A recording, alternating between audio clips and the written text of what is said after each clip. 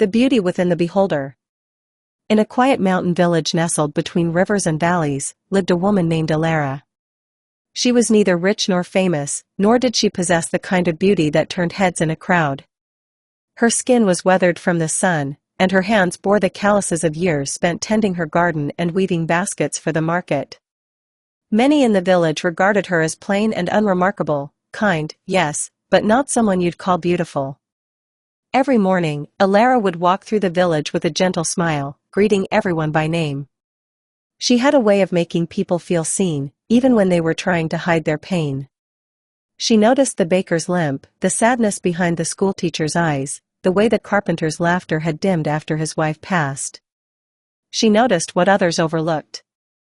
One summer, a painter named Luca arrived in the village.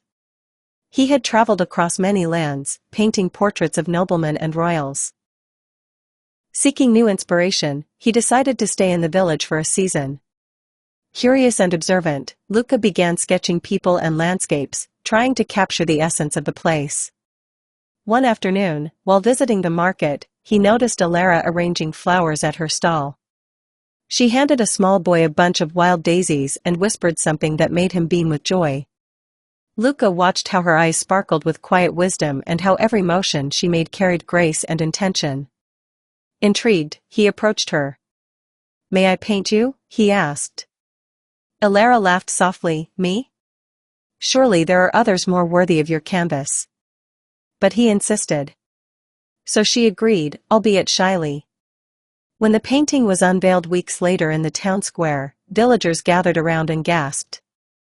There, on the canvas, was Alara, not as they had seen her, but as Luca had. Her eyes were radiant, her smile deep with peace, and her posture strong with quiet dignity. It was a portrait of beauty that came from within.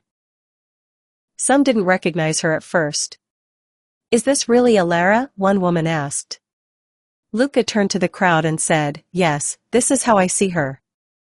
Beauty isn't in flawless skin or youthful glow. True beauty lives in kindness, in understanding, in the way someone chooses to see and love others. What I painted is not just her face, but the light I saw shining from her soul." From that day on, people began to look at Alara differently, but more importantly, they began to look at each other differently. They learned that beauty wasn't something you could measure or define. It was something alive in the eye of the beholder.